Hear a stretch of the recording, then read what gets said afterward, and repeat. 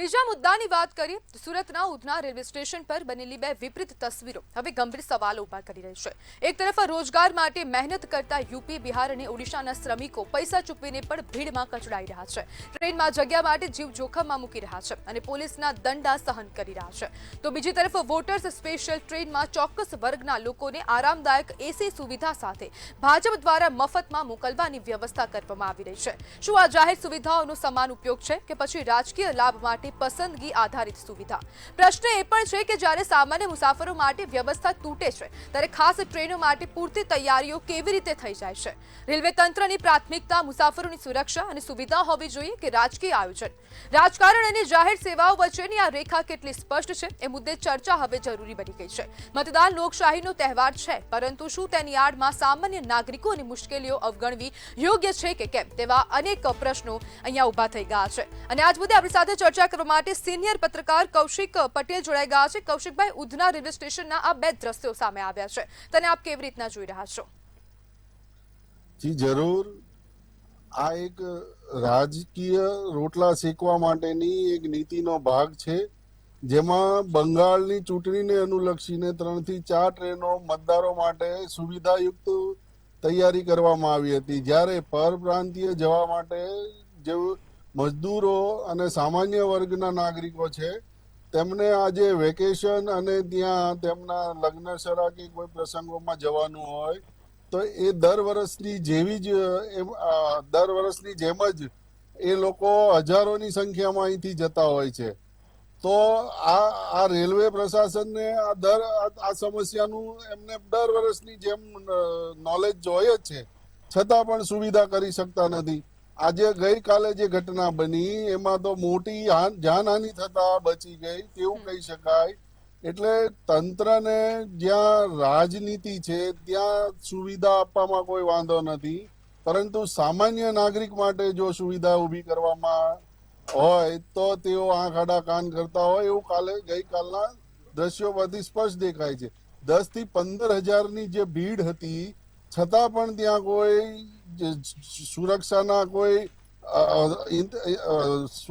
સુરક્ષા ગોઠવાઈ નહોતી અને આ જે 40 થી 42 ડિગ્રી તાપમાન છે એવામાં 16 કલાકથી જે મુસાફરો જવા માટે લાઈનો લગાવી હતી તેમના માટે માત્ર 3 થી 4 ટ્રેન જ 10,000 થી વધારે ભીડ માટે 3 થી 4 ટ્રેનોની સુવિધા હોય તો પછી આ ભીડ થઈ છે તે રોકવી કેટલી અશક્ય હતી એ કાલે તમે જોઈ શકો છો।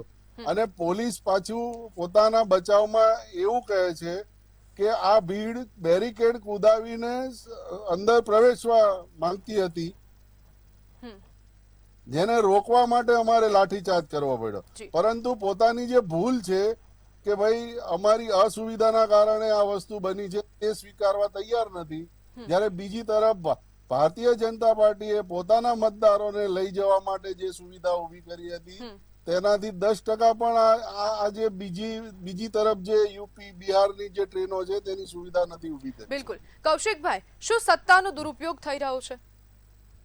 હંમેશા સત્તા પક્ષ પોતાના રાજકારણ માટે સત્તાનો ઉપયોગ કરતી જ હોય છે, પણ આ જે સ્થિતિ ઊભી થઈ છે તેમાં તો બહુ જ ખરાબ રીતે સત્તાનો ઉપયોગ થયો હોય તેવું કહી શકાય। કારણ કે જે ભીડ, અફરાતફરી, લાઠીચાર્જ થયો તેમાં જો મોટી દુર્ઘટના ઘટી હોત તો જવાબદારી કોણ સ્વીકારત તે એક મોટો સવાલ છે।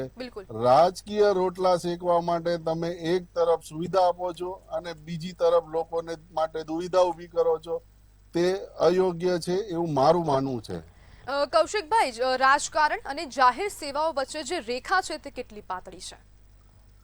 એ તો દરેક જગ્યાએ આવું જ હોય છે, જ્યારે મતલબ હોય છે ત્યારે સુવિધાઓ ઊભી થતી હોય છે। આ જે કાલના દ્રશ્યો જોયા એના પરથી કોરોનાની યાદ આવી ગઈ હતી, કેમ કે કોરોનામાં જ્યારે લોકડાઉન લાગ્યું ત્યારે આ જ મુસાફરો પોતાના વતન જવા માંગતા હતા, ત્યારે આ જ રાજકીય પાર્ટીઓએ તેમને ફોટો સેશન, વિડીયોગ્રાફી માટે સુવિધાઓ ઊભી કરી હતી, ટિકિટો અપાવી હતી, ફૂડ પેકેટો આપ્યા હતા અને આજે એમની જરૂરિયાત નથી જણાતી તો આજે એ જ લોકોને જીવના જોખમે 100 પેસેન્જરના ડબ્બામાં 400 જણ જઈ શકે એવી દુવિધા ઊભી કરી છે। એટલે બહુ જ ખરાબ હાલત દર વર્ષે થાય છે, છતાં રેલવે તંત્ર આમાંથી કોઈ શીખ મેળવતું નથી અને દિવસે ને દિવસે આ પરિસ્થિતિ વિકટ બનતી જાય છે. જી બિલકુલ કૌશિકભાઈ, જોડાવા બદલ આપનો આભાર.